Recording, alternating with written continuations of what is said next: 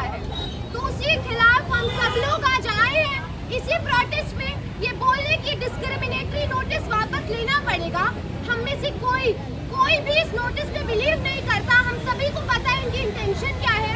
इस नोटिस में जो डेटा कलेक्ट करा जाएगा वो कितना ज्यादा वो डेटा सेंसिटिव होगा, उससे कितना ज्यादा हम देख रहे हैं कि हरासमेंट हो सकती है। वो डेटा इतना सेंसिटिव होगा कि अगर वो लीक हो जाता है वो किस किस तरीके से यूज करा जाएगा, हम सबको इसका अनुमान लगा सकते हैं। हम सब 2022 में एएमयू में भी ऐसे ही नोटिस आया था, प्रोटेस्ट के बाद वापस लेना पड़ा था वहाँ के एडमिनिस्ट्रेशन को। तो डीयू के स्टूडेंट्स भी आज आए हैं यही बोले कि हम इस नोटिस को नहीं मानते, कोई कश्मीरी स्टूडेंट अपना डेटा नहीं देगा और इस संघीय एडमिन को, इस प्रॉक्टर को वापस ये नोटिस लेना पड़ेगा। तो इसी क्रम में, इसी प्रोटेस्ट को आगे बढ़ाते हुए मैं कॉमरेड तन्वी को बुलाना चाहूँगी आयशा से, वो आकर बात रखें।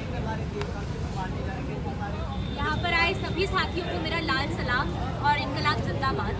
साथियों, हम देखते हैं कि कैसे कुछ दिनों पहले एक नोटिस जारी करता है डीयू का प्रॉक्टर ऑफिस, जिसमें वो ये लिखता है कि उसे अब डिटेल्स चाहिए उन सभी स्टूडेंट्स के जो कि जम्मू एंड कश्मीर से है। उस डिटेल्स में वो उनके एड्रेस से लेके उनके नाम, उनके पता, उनका फ़ोन नंबर, ये सारी चीज़ें मांगता है, जो कि एक ब्रीच ऑफ प्राइवेसी भी है। और सबसे बड़ा सवाल इन सभी के बीच में ये भी आता है कि क्यों सिर्फ जम्मू और कश्मीर के स्टूडेंट से डिटेल्स मांगा जा रहा है। हम देखते हैं हमारी कंट्री वाइड जो टेंशन जो चल रहा है कश्मीर में, जो पहलगाम इंसिडेंट हुआ उसके बाद से, कि कैसे देश भर में जो स्टूडेंट जितने भी लोग हैं जम्मू एंड कश्मीर से, उन पर किस तरीके से डिस्क्रिमिनेशन शुरू होता है। एक सिस्टमैटिक डिस्क्रिमिनेशन होता है, उनके ऊपर पब्लिक प्लेसेस पे अटैक हो जाता है। हम ये आए दिन न्यूज़ में पढ़ते हैं, हम पेपर में देखते हैं ये सारी चीज़ें। और उसी के बीच जब डीयू, जो कि एक सेंट्रल यूनिवर्सिटी है, एक ऐसा नोटिस निकालता है, और जब ये जवाब मांगा जाता है कि ये नोटिस क्यों निकाला गया, तो हमारी प्रॉक्टर मैडम ये बोलती है कि ये जो नोटिस है वो मिनिस्ट्री की तरफ से आया है। तो अगर ये नोटिस मिनिस्ट्री की तरफ से आया है तो क्यों नहीं ये सारे ही यूनिवर्सिटीज़ में इम्प्लीमेंट हुआ है, क्यों स्पेसिफिकली डीयू में ऐसा हुआ है। हम देखते हैं कि कैसे सालों से जो जितनी भी यूनिवर्सिटीज़ हैं उन पर एक अटैक है, उन्हें सेफ्रेनाइज करने की कोशिश है, उन पर ये प्रोपेगेंडा मॉडल जो है, जो मोदी के आने के बाद है, उसको इम्प्लीमेंट करने का कोशिश जारी है। और डीयू में भी ये फुल फ्लेजेड तरीके से अब शुरू हो गया है। हमने देखा कि एएमयू में 2022 में जब ये नोटिस लाया गया था, जब स्टूडेंट्स का प्रोफाइलिंग शुरू हुआ था, तब वहाँ भी एक डाइसेंट था स्टूडेंट्स। लोग समझ रहे थे कि क्यों ये डिस्क्रिमिनेटरी है और क्यों ये आगे इन फ्यूचर यूज़ होगा डिस्क्रिमिनेशन के लिए। हम देखते हैं कैसे जामिया में सीए के बाद से एक अटैक है, आज भी वहाँ पे कैंपस डेमोक्रेसी के नाम पर एक अटैक है।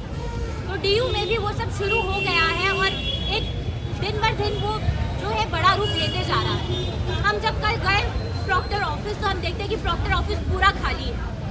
अगर प्रॉक्टर ऑफिस आज भी खाली है तो हम पूछते हैं कि डीयू प्रॉक्टर है कहाँ, क्यों नहीं वो स्टूडेंट्स के लिए अवेलेबल है, क्यों ऐसे ज़रूरी मुद्दों पर उनके पास कोई जवाब नहीं है।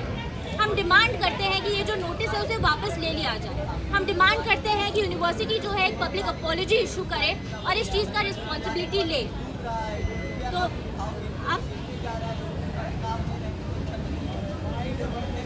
मैं दिशा से कॉमरेड राव को बुलाना चाहूँगी।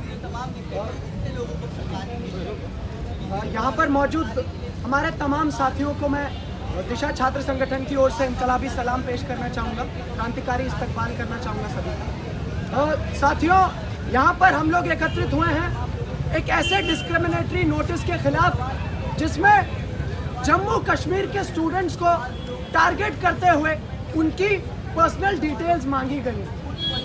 पहले से ही दिल्ली यूनिवर्सिटी एडमिनिस्ट्रेशन के पास जो ज़रूरी डिटेल्स हैं स्टूडेंट्स की जो होनी चाहिए वो मौजूद है, लेकिन उसके बावजूद ऐसे माहौल में जब देश भर में ये फांसीवादी ताकतें युद्धोन्माद भड़काने में लगी हुई हैं, जब देश भर में सांप्रदायिक उन्माद को हवा देने में ये ताकतें लगी हुई हैं, ऐसे माहौल में जब इस तरह का नोटिस आता है तो वाकई ये अलार्मिंग है, ये चिंताजनक है और इसका विरोध हमें सबको मिलकर के करना चाहिए। साथियों, हमने देखा कि जब से पहलगाम में हमला हुआ, पहलगाम चरमपंथी हमले के बाद हमलावरों को पकड़ने की बजाय, जो रियल कल्प्रिट्स थे उनको पकड़ने की बजाय, और इतना बड़ा जो सिक्योरिटी लैब्स है वो हुआ उस पर जवाब देने की बजाय इतना बड़ा इंटेलिजेंस फेलियर हुआ, उन सवालों को एड्रेस करने की बजाय ये सरकार युद्ध उन्माद भड़काने में लगी हुई। ये फांसीवादी सरकार और संघ परिवार के जो तमाम अनुषंगिक संगठन है, वो कश्मीरी स्टूडेंट्स के खिलाफ, कश्मीरी लोगों के खिलाफ, मुसलमान लोगों के खिलाफ एक माहौल, एक सांप्रदायिक माहौल बनाने में लगे हुए हैं, ताकि इस सरकार से सवाल ना पूछा जाए। जो इनके नॉर्मलसी के दावों की वहां पर पोल खुली है, उस पर ताकि बात ना है, ये सांप्रदायिक और फिरका परस्त माहौल को हवा देने में लगे हुए। हमने देखा कि जब पहलगाम हुआ, उसके बाद आम कश्मीरी की जिंदगी पहले से भी ज्यादा अजाब कर दी गई। पहले से ही कश्मीर दशकों से स्टेट रिप्रेशन झेलता आ रहा है, स्टेट टेरर झेलता आ रहा है, दमन झेलता आ रहा है। वहां के लिबरेशन स्ट्रगल को कुचलने के लिए जो वहां राजकीय दमन किया गया, उसमें हमने पहलगाम के बाद से तेजी देखी। साथियों, पहलगाम हमले के बाद कम से कम 2000 कश्मीरियों को इस फांसीवादी निजाम ने अरेस्ट कर लिया, सिर्फ शक की बुनियाद पर।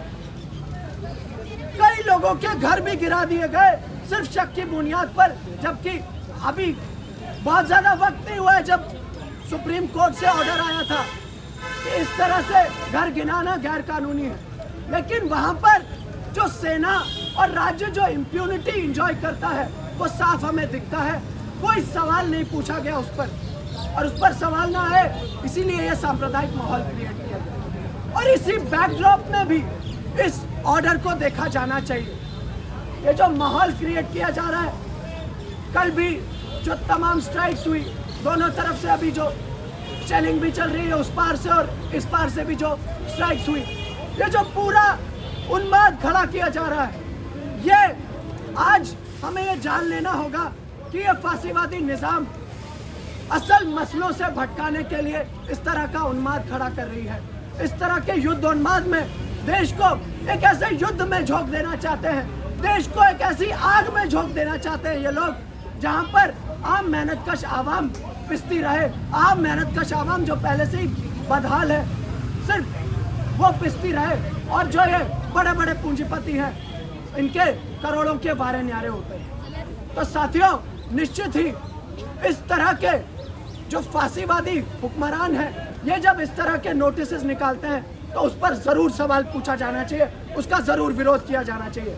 हम लोग को याद होगा कि ये लोग किस तरह से जो Zionist secular colonial imperialist state है इजराइल, उससे लगातार गठजोड़ में है, और लोगों पर सर्वेलेंस करके जो ह्यूमन राइट्स एक्टिविस्ट हैं, जो आम लोगों के हुकूक की बात करते हैं, उन पर सर्वेलेंस करके उनको उनके संघर्ष को कुचलने के लिए हमेशा ये तैयार रहते हैं, और इस तरह के जो फरमान है उनका इस्तेमाल करते हैं। हमने बीते दिनों भी देखा, यहाँ पर मौजूद तमाम जो तंजीम है, तमाम स्टूडेंट ऑर्गेनाइजेशन के लोग हैं, उन स्टूडेंट ऑर्गेनाइजेशन से भी और जामिया के आम छात्र भी, जो जामिया में जो डेमोक्रेटिक स्पेस है उसकी मांग के लिए जब छात्र एकत्रित हुए थे, तो वहाँ पर एडमिनिस्ट्रेशन ने जो बर्बरता से उनको कुचला, और उसके बाद वहाँ के आम छात्रों का जो डेटा है वो